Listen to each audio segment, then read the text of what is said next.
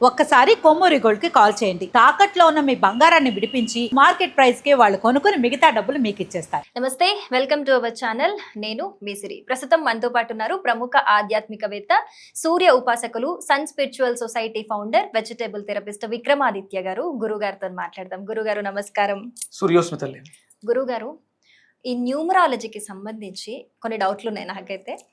కొన్ని నంబర్స్ చెప్తూ ఉంటారు గురుగారు, చేతుల మీద రాసుకుంటూ ఉంటారు, కొంతమంది తరచూ చెప్పుకుంటూ ఉంటారు.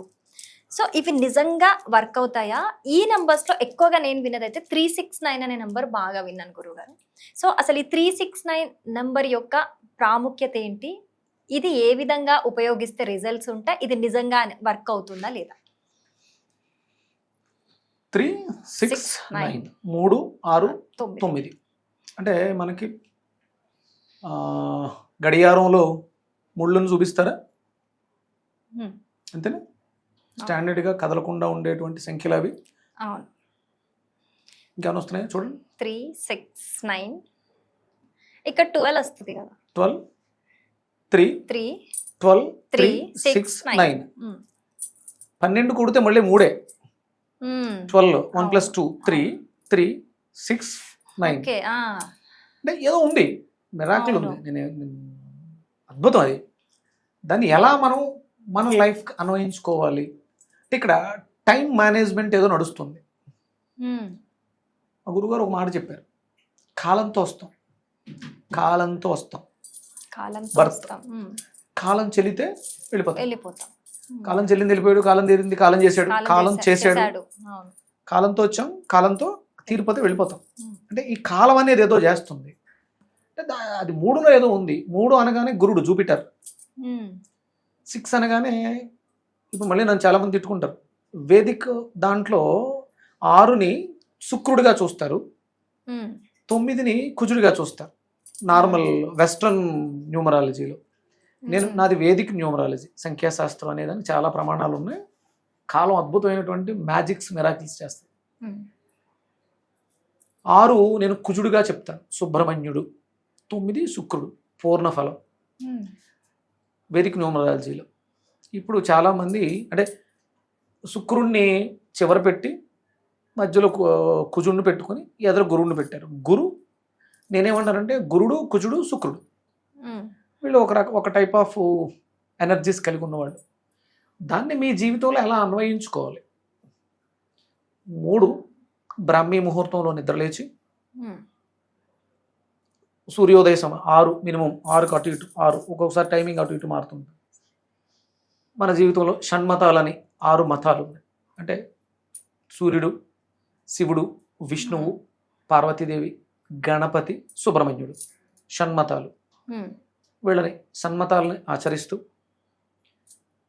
సుఖప్రదమైనటువంటి జీవితాన్ని, అంటే మనం 9 గంటల ప్యాకప్, అన్ని పనులు క్లియర్ చేసుకుని ప్యాకప్ చేసి సిస్టమేటిక్గా 3 గంటలకు లేవాలి, 9 గంటలకు పడుకోవాలి, మధ్యాహ్నం 12 గంటలకు భోజనం చేయాలి. ఒక సిస్టమేటిక్ లైఫ్లో ఉన్న వాళ్ళకి ఇది చాలా అద్భుతమైనటువంటి రిజల్ట్స్ ఇస్తుంది. చేతి మీద రాసేసుకుంటే, పేపర్లు రాసేసుకుంటే, పుస్తకాలు దిండ్ల కింద పెట్టేసుకుంటే 369 పని చేస్తుంది అనుకుంటే పొరపాటు. దాంట్లో ఏదో నిగూఢం ఏంటంటే ఆయన టెస్లా 369, నికోలాస్ టెస్లా, ఆయన తను తీసుకునే రూము 3, 6, 9 ఉండేలా చూసుకునేవాడు. ఏదైనా హోటల్లో ఉంటే ఆ హోటల్ చుట్టూ 3 సార్లు ప్రదక్షిణ చేసేవాడు. 3 సార్లు ప్రదక్షిణ అంటే అవి రాశారు. ఆయన చూసినాడు ఎవడో లేడు. నికోలస్ టెస్లా అనే ఆయన 369 ఫార్ములా చెప్పాడు. 369 ఫార్ములా ఉంది, దాన్ని నేను ఎన్క్రిప్ట్ చేసుకున్నాను. దాన్ని మనం మన లైఫ్కి అటాచ్ చేసుకోవాలి. చేతి మీద 3, 6, 9 అని రాసుకుంటే రీఫిల్లో ఇంక్ అయిపోద్ది, చేయి ఖరాబ్ అవుతుంది, మళ్ళీ సపరేట్ తొంగుకోవాలి, అంతే. అంతకు మించి ఇంకేమైపోతుంది. అలా అని సారీ ఇలా కాదు, పచ్చబొట్టు పొడిపించేసుకుంటే నీ రక్తంలోకి వెళ్ళదు. నీ రక్తాన్ని మార్చాలి. మన బాడీలో అద్భుతమైనటువంటి DNA ప్యాటర్న్స్ ఉంటాయి, దాని మీద వర్క్ చేయాలి. అది నువ్వు సాధన చేస్తేనే వస్తుంది తప్ప తెల్లవారుజామున కూర్చుని 3, 6, 9 3, 6, 9 3, 6, 9 అంటే ఏమీ ఫలితం లేదు. దాన్ని సిస్టమేటిక్ లైఫ్లో 3 గంటలకు లేవడం, 9 గంటలకు పడుకోవడం, మధ్యలో అంటే 12 ఈవెంట్స్ అన్నీ కూడా చాలా స్పెసిఫిక్గా ఉండాలి. 3, 6, ఉదయం 9 మళ్ళీ అక్కడ నుంచి మళ్ళీ మీరు కాలిక్యులేట్ చేసుకుంటే 12 12 3 6 9 12 అంటే 3 మళ్ళీ ఇంకలే 12 6 9 ఇలా మనం దాన్ని ఒక సిస్టమేటిక్ అంటే మన జ్యోతిష్ శాస్త్రంలో జాతక చక్రం కాలపురుష చక్రంలో 6వ ఇల్లు దైనందిన జీవితం రొటీన్ లైఫ్ గురించి చెప్తూ ఉంటుంది. అది పద్ధతిగా ఉన్నవాడికి 12 అంటే మోక్షస్థానం, 3 అనేది విక్రమస్థానం, 9 అనేది భాగ్యం ధనాన్ని ఇస్తుంది. అంటే నువ్వు సిస్టమేటిక్గా విక్రమత్వంగా రొటీన్ లైఫ్ చేస్తే ధనం వస్తుంది, ఇది నీకు మోక్షాన్ని ఇస్తుంది. 3 థర్డ్ ప్లేస్ సోదరులు సిబ్లింగ్స్ నీ ముందు ఉండేవాళ్ళు. ఇప్పుడు నువ్వు యాంకర్ కూడా 3కి సంబంధించిన వాళ్ళే, యాంకరింగ్ బాగా చేయగలుగుతారు. ఆ 3 ఎఫెక్ట్ మీ మీద లేకపోతే మీరు చేయలేరు. దాన్ని ఒక సిస్టమేటిక్ పద్ధతిగా చేస్తే మీకు డబ్బులు వస్తాయి. మీరు పొద్దుటే లేచారు, యాంకరింగ్ బాగా వచ్చింది, మీరు టైంకి రావట్లేదు. 6 అంటే ఏంటంటే మనం డైలీ రొటీన్ చేసే పనులు సిస్టమేటిక్గా లేవు. నువ్వు గంట లేట్గా వస్తున్నావు, గంట ముందు వస్తే తలుపు షట్టర్లు తీయరు, గంట లేట్గా వస్తే బాస్ తిడతాడు, అప్పుడు నీకు జీతం కట్ అవుతుంది. అందుకని టైంకి రావాలి, సిబ్లింగ్స్ అందరినీ సోదరభావంతో చూడాలి, అప్పుడు భాగ్యం వస్తుంది. 9 అది ఇస్తుంది. అంటే పుణ్యం చేయి, పనే దైవంగా భావించు, అప్పుడు డబ్బులు వస్తాయి. 3, 6, 9 అలా అన్వయించుకోవాలి తప్ప పేపర్ల మీద రాసినంత మాత్రాన నో యూస్. అది మీ జీవితానికి ఎలా అంటే నాకు అర్థమైంది, ఇది 100% నిజమని నేను చెప్పను, నేను దీన్ని పాటిస్తున్నాను, నేను బాగున్నాను. నేను 369 మీద రెడ్ టీవీలో స్టార్టింగ్లో ఎప్పుడో చెప్పా, అప్పుడు నేను ప్రాక్టీస్ స్టార్టింగ్లో ఉన్నాను. అప్పటికిప్పటికీ నాలో చాలా మెచ్యూరిటీ ఉంది. నేను వేదం నేర్చుకుంటున్నాను, వేద ప్రమాణంగా మాట్లాడతాను. నేను మాట్లాడాను అంటే అది వేదానికి ఇది 100% కరెక్ట్ అన్నట్టు ఉంటేనే దాని గురించి నేను మాట్లాడాను. సంఖ్యాశాస్త్రం అనేది ఉంది, కాలం నడిపిస్తుంది, కాలం నడుస్తుంది. కానీ ఇలా కాదు, పేపర్ల మీద రాయటం, చేతుల మీద రాసుకోవడం అయితే 100% కాదు.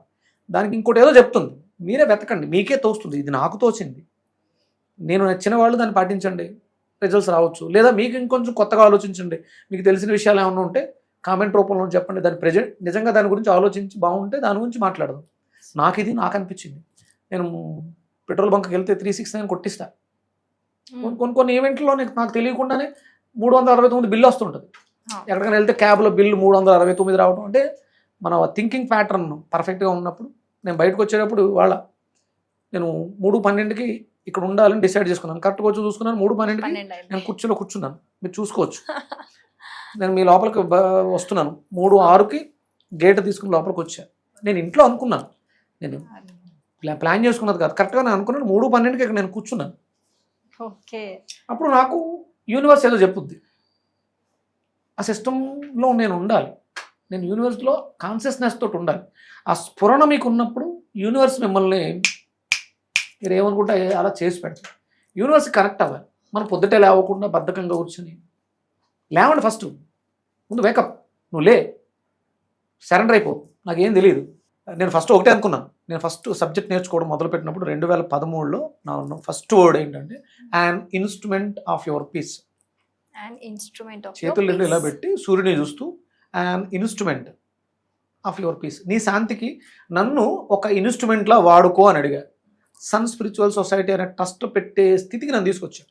సూర్యుడి గురించి అద్భుతంగా మాట్లాడే ఒక ప్లేస్ నా కోసం ఉండిపోయింది. దీని గురించి ఇంత గొప్పగా మాట్లాడిన వాళ్ళు ఎవ్వరూ లేరు. చాగంటి కోటేశ్వరరావు గారు ఉన్నారు అంటే మాట్లాడారు, కానీ ఇంత గొప్పగా సూర్యుడి గురించి ఇంత గొప్పగా చెప్పే భాగ్యం, అవకాశం నాకు ఆయన ఇచ్చాడు. మీరు కూడా ఆ స్థితికి వస్తారు. చూసే ప్రతి ఒక్కళ్ళలోనూ అద్భుతమైనటువంటి టాలెంట్స్ ఉంటాయి. దానిని మనం ప్రజెంట్ చేయలేకపోవటం అంటే పొద్దుట లేవకపోవడం. ఫస్ట్ లే, అది చూసుకుంటాడు. చేతులు రెండు ఎలా పెట్టి an instrument of your peace, భగవంతుడు నన్ను వాడుకో అంటే. పాపం ఏదో సాంగ్స్ కూడా ఉన్నాయి, వాడిపోకముందే వాడుకొని ఏదో సాంగ్ ఉంది. నేను వాళ్ళని ఎవరిని దృష్టిలో పెట్టుకుని మాట్లాడలేదు. భగవంతుడా నీ సేవ చేయడానికి నేను సిద్ధంగా ఉన్నాను, నాకు అవకాశం ఇవ్వని వేడుకోవటం. అసలు మీరు ఎప్పుడు చెప్పినా కూడా చాలా మంచి విషయాలు చెప్తూ ఉంటారు, ఆలోచింపజేస్తూ ఉంటాయి మీరు చెప్పిన విషయాలు. థ్యాంక్ యూ సో మచ్ గురువు. సూర్యస్మత.